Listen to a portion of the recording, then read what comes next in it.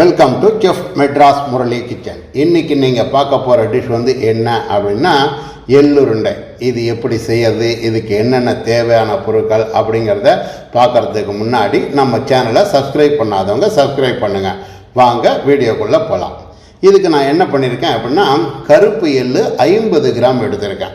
பாகு வெல்லமாக நான் ஒரு 50 கிராம் எடுத்திருக்கேன். நீங்கள் நினைப்பீங்க வெல்லமும் 50 கிராம் எள்ளும் 50 கிராம் ஜாஸ்தியாச்சு அப்படின்னு நினைப்பீங்க. அதுக்கான விளக்கமும் நான் சொல்கிறேன்.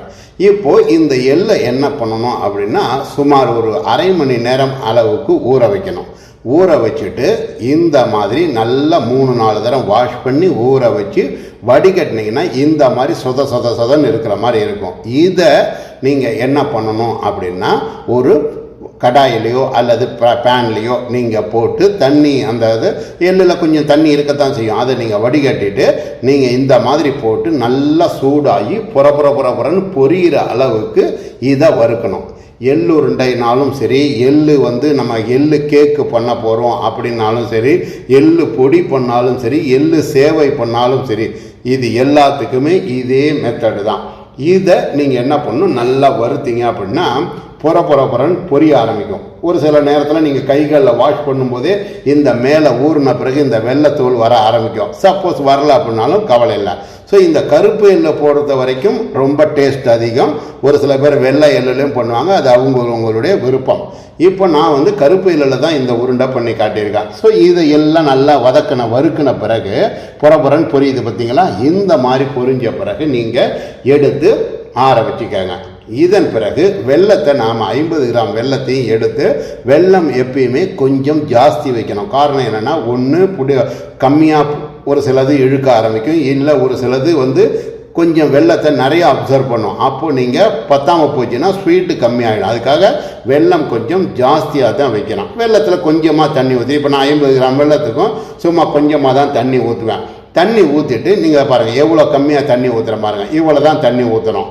ஸோ இந்த தண்ணி ஊற்றிட்டு பாகு நல்லா பதம் வந்தபோது நீங்கள் ஒரு சின்ன கப்பில் தண்ணி வச்சு அதை பாகு போட்டிங்க அப்படின்னா அந்த பாகு மலரக்கூடாது. அப்படியே லைட்டாக அப்படியே தக்காளியை விட கொஞ்சம் ஜாஸ்தியாக இருக்க மாட்டோம். நீங்கள் ரொம்ப முருகலான பதத்துக்கு எடுத்தீங்க அப்படின்னா எள்ளுருண்டை கடிக்கும் போது கட்டக்குன்னு ஆன மாதிரி ஆகிடும். ஸோ வெள்ளைப்பாகில் போட்ட எள்ளுருண்டை சாஃப்டாகவும் இருக்கணும், அதே சமயம் கைகளில் உடையிற மாதிரி இருக்கணும். இதுதான் பதம். இப்போது நான் என்ன பண்ணியிருக்கேன், எள்ளு இதுக்கு பதிலாக நான் கொஞ்சம் ஏலக்காய் பொடி போட்டிருக்கேன். கொஞ்சம் எள்ளு உருண்டையில் நல்லா வாசனை இருக்கும் அப்படிங்கிறதுக்காக நான் ஏலக்காய் பொடி போட்டிருக்கேன். இப்போ பாருங்கள் பாகு கொஞ்சம் கட்டி ஆகுது. இந்த நேரத்தில் இந்த கப்பில் நீங்கள் எடுத்து பார்த்தீங்க அப்படின்னா உங்களுக்கு கைகளில் உருட்டவும் வரணும், அதே சமயம் லைட்டாக கம்பி மாதிரி இழுக்கவும் வரணும். இதை தாண்டி பதம் நீங்கள் வச்சிங்க அப்படின்னா உங்களுக்கு ரொம்ப கஷ்டம். இப்போ பாருங்கள் எப்படி இருக்குது பார்த்தீங்களா? தண்ணியில் கரையலை, ஆனால் கைகளில் எடுக்கும்போது உங்களுக்கு கரெக்டாக இருக்கு. இதுதான் பதமே. இது கரெக்டான பதத்தில் இருக்கும். இப்போ நீங்கள் அடுப்பை ஆஃப் பண்ணிட்டீங்கன்னா அந்த பேனுடைய சூடில் கொஞ்சம் பாகு முத்த ஆரம்பிக்கும். நீங்கள் ரொம்ப முத்த வச்சிட்டிங்கன்னா இதனுடைய சூட்டு இன்னும் முத்திருச்சு அப்படின்னா கடுக்குன்னு போகிற காரணம் இதுதான். எள்ளுருண்டைக்கு பாதி பேர் வராத காரணமே. ஸோ ஒன்று பாகு லூஸ் பண்ணிவிடுவாங்க, இல்லை ரொம்ப கடுங்கொதி கொடுத்த மாதிரி கொடுத்துருவாங்க. அப்போ கடுக்குன்னு ஆகிடும், இல்லைன்னா சொதன்னு உருட்டவே வராமல் அப்படியே மலர்ந்து போன மாதிரி ஆகிடும். இப்போது இந்த எள்ளை நம்ம வறுத்து வச்ச எள்ளில் நான் இந்த பாகை ஊற்றுறேன்.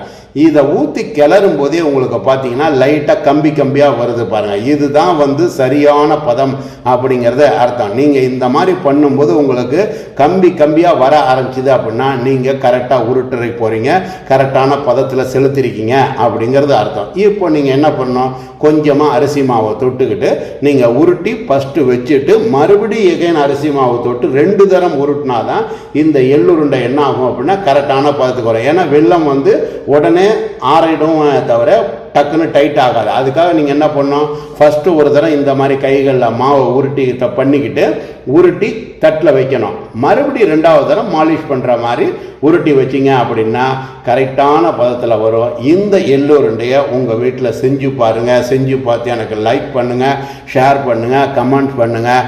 குறிப்பாக செஃப் மெட்ராஸ் முரளி சேனலை இன்னும் யார் சப்ஸ்கிரைப் பண்ணலையோ அவங்கெல்லாம் சப்ஸ்கிரைப் பண்ணி பக்கத்தில் உள்ள bell button plus all notification அப்படிங்கிறத ப்ரெஸ் பண்ணிங்கன்னா தினம் நான் போடக்கூடிய வீடியோவை பார்த்து என்ஜாய் பண்ணலாம். இப்போது நான் உருட்ட எப்படி இருக்க பார்த்தீங்களா? ரொம்ப நேரம் ஆயிடுச்சு அப்படின்னா, பதம் ஜாஸ்தி ஆகிடுச்சு அப்படின்னா உங்களால் உருட்டவே முடியாது, ரொம்ப இதாகிடும். ஸோ உருட்ட முடியாத அளவுக்கு ஆகிடும். இப்போது நான் உருட்டிட்டு மறுபடியும் எகைன் ரெண்டாவது தரம் மாலிஷ் பண்ணுறேன்.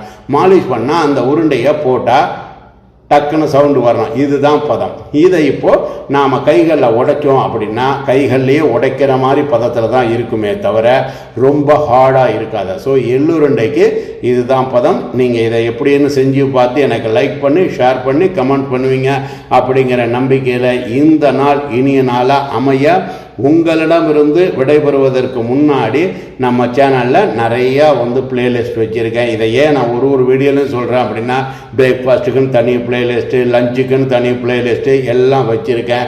இது எல்லாத்தையும் பார்த்து என்ஜாய் பண்ணுங்கள்.